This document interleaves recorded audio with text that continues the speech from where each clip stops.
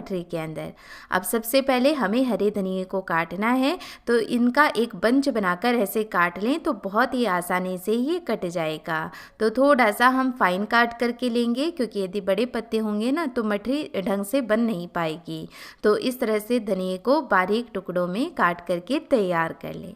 हरे धनिए के साथ साथ यदि आप इसमें ताज़ा हरी मेथी भी डालना चाहते हैं तो उसका इस्तेमाल भी कर सकते हैं। तो धनिए की मात्रा घटा दें।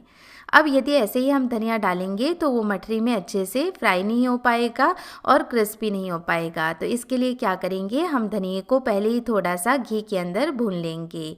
तो मैंने 1 चम्मच घी ले लिया है और अब इस घी के अंदर ये हरा धनिया डालकर 1 से 1.5 मिनट के लिए लगातार चलाते हुए ऐसे पका लें।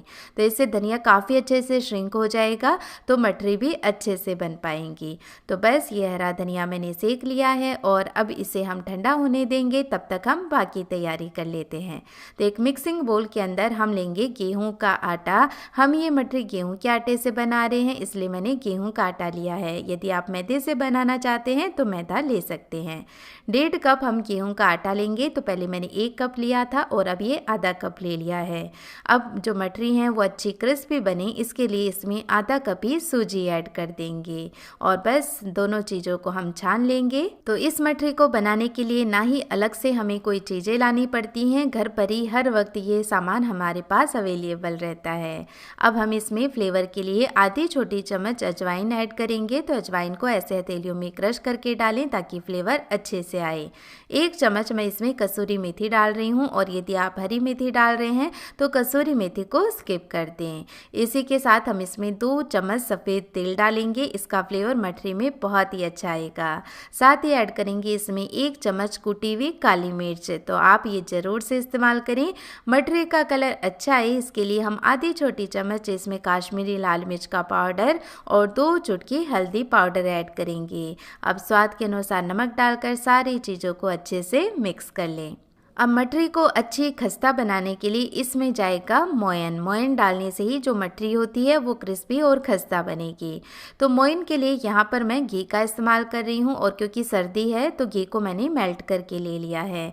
घी के बजाय आप तेल का इस्तेमाल भी कर सकते हैं। तो ये 2 बड़ी चम्मच घी या फिर 1/4 कप घी ले लें और बढ़िया से आटे के अंदर मिक्स कर लें।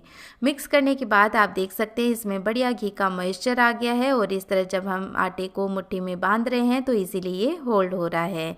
तो मोयन इसे ना तो ज़्यादा होना चाहिए ना ही कम होना चाहिए। अब ये धनिया भी अच्छा ठंडा हो गया है तो इसे भी डालकर बढ़िया से मिक्स कर लेते हैं। अब मटरी के लिए हमेशा टाइट आटा लगाकर ही तैयार करें, क्योंकि जिस तरीके से आगे हम इसमें लेयर्स बनाएंगे और इसे बेलेंगे तो यदि आटा ढीला रहा तो फिर मटरी ना ही ज़्यादा खस्ता हो पाएंगी और बेलने में भी परेशानी देंगी। तो इस तरह से थोड़ा थोड़ा पानी डालते हुए हम टाइट आटा लगाकर तैयार करेंगे। और जब आटे में मोयन होता है ना तो पानी भी थोड़ा कम ही लगता है, तो सावधानी से ही पानी डालें, एक साथ ज़्यादा पानी ना डालें। आटे को बढ़िया से मैंने गूंथ लिया है और क्योंकि आटा टाइट है तो थोड़ा सा हमें इसे ज़्यादा देर गूंथना होगा ताकि इसमें कोई क्रैक्स ना रहें। तो आटे पर यदि यहाँ पर क्रैक्स नहीं रहेंगे तो आगे इसे बेलने में परेशानी नहीं होगी। 10 से 15 मिनट आटे को कवर करके रख देंगे और फिर हम इससे मठरी बनाएंगे। तो यहाँ पर आटे को फिर से मैं थोड़ा सा गूंथ लेती हूँ और आटे के अंदर क्योंकि हमने सूजी का इस्तेमाल किया था तो आटा काफ़ी टाइट हो गया है सूजी फूलने की वजह से। अब इस आटे में से एक बड़ी लोई तोड़कर हम बेल लेंगे बस रोटी की तरह, लेकिन हमें इसे थोड़ा सा पतला रखना है। बढ़िया पतली लेयर बनाने के लिए जितना पतला आप इसे बेलेंगे उतनी बढ़िया पतली लेयर इसमें बनेगी। अब सारी मठरी की जो शेप है वो इक्वल आए इसके लिए मैं एक थाली से इसे ऐसे कट कर रही हूँ।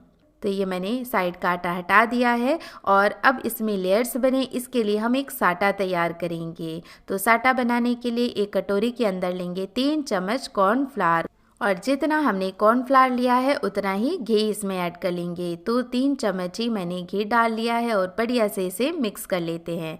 अब यहाँ पर एक बात का आपको खास कर ख्याल रखना है कि जो घी है वो मेल्ट किया हुआ नहीं होना चाहिए, इस तरह से थोड़ा जमा हुआ घी होना चाहिए। तो जो साटा हम तैयार करेंगे उसका टेक्स्चर कुछ इस तरह का होगा।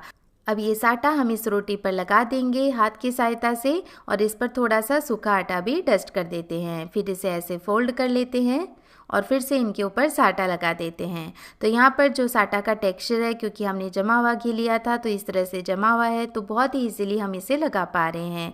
यदि यहीं पर ये मेल्ट होया हुआ होता तो इसे लगाने में भी परेशानी होती और उससे ज़्यादा इसे बेलने में परेशानी होती, क्योंकि वो साइड में से फिर निकलने लगता है। अब फिर से दूसरी साइड से फोल्ड करके मैंने इस पर सूखा आटा डस्ट किया है और इसे अब हम ऐसे बेल लेते हैं। जितने ज़्यादा हम इसमें लेयर्स बनाना चाहते हैं उसी के अकॉर्डिंग इसे बेलते जाएं और फोल्ड करते जाएं। अब यदि आप इस तरह लेयर्ड मठरी नहीं बनाना चाहते हैं तो सिंपल जो मठरी होती हैं वो भी बना सकते हैं। और अब इसे बेलकर एक बार फिर से हम ये साटा इस पर अप्लाई कर देंगे और सूखा आटा इसके ऊपर डस्ट कर लेंगे और एक बार फिर से इसे ऐसे फोल्ड कर लेते हैं। तो इस बार जो लेयर हम बनाएंगे वो इस तरह से एक दूसरे के ऊपर रख देंगे और अब हम इसे हल्के हाथों से बेल लेंगे। अब जितनी चौड़ाई या मोटाई आप रखना चाहते हैं उसके अकॉर्डिंग इसे बेल सकते हैं। मुझे एकदम पतली लेयर वाली मठरी ज़्यादा अच्छी लगती है, इसलिए मैं इसे पतला ही बेलूँगी। और इस साइड से भी इसे बेल लेते हैं ताकि ये थोड़ी इसकी जो लेंथ है वो भी बड़ी हो जाए। तो यहाँ पर ही थोड़ी सी मेहनत होती है, लेकिन जो रिज़ल्ट मिलता है उसको देखकर तो ये मेहनत कुछ भी नहीं है।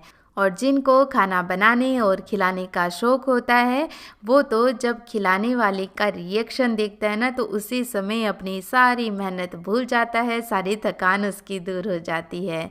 तो ये देखिए इस तरह से अब हम इसे कट कर लेंगे। तो ज़्यादा चौड़ा भी इसे नहीं काटना है और बहुत ज़्यादा पतला भी ना काटें। इस तरह से हमने इसे काट करके तैयार कर लिया है और अभी आप देख सकते हैं इसमें बिल्कुल भी आपको लेयर्स नहीं दिखाई दे रही हैं, लेकिन फ्राई करने के बाद आप देखिएगा कैसे एक एक लेयर इसकी खुल जाएगी। तो सारी मठरी बनाकर मैंने तैयार कर ली है और इन्हें फ्राई करने के लिए कढ़ाई के अंदर तेल भी गर्म होने के लिए चढ़ा दिया है। अब आटा डालकर या फिर इस तरह से टूथपिक से चेक कर लें कि तेल कितना गर्म हुआ है। मठरी तलने के लिए तेल हमें हल्का गर्म चाहिए। तो जो टूथपिक हमने डाली है उसमें भी हल्के हल्के बबल्स ही आ रहे हैं।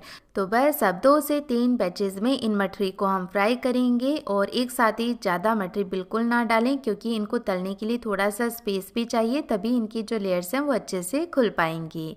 और मठरी डालते ही इन्हें बिल्कुल भी जलाना नहीं है। जब ये थोड़ी फ्राई हो जाएंगी तो हल्की होकर तेल के ऊपर तैरने लगेंगी। तो जब मठरी ऐसे तेल के ऊपर दिखाई देने लगे और थोड़ी सेटल हो जाएं तब हम इन्हें ऐसे पलट लेंगे ताकि अच्छे से सारी लेयर्स हैं वो इनकी खुल जाएं। बस अब गैस का फ्लेम हम मीडियम कर देंगे और मीडियम हॉट ऑयल में इन मठरी को फ्राई कर लेंगे। और देखिए कैसे खुल गई है मठरी की लेयर, लग रही है ना बहुत ही ज़्यादा अच्छी। तो थोड़ा लाल होने तक हम इन्हें फ्राई कर लेंगे।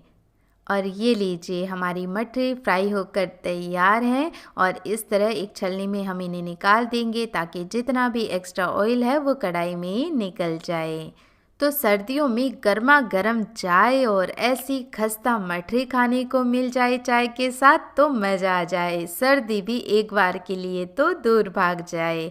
तो ये मैंने सारी मठरी फ्राई करके तैयार कर ली हैं और हर मठरी की लेयर बहुत ही अच्छे से खुल गई है।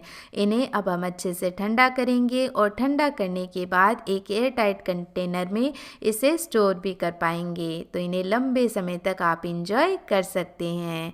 तो जब भी आप ये रेसिपी बनाएं प्लीज़ अपनी फीडबैक मेरे साथ ज़रूर शेयर करें।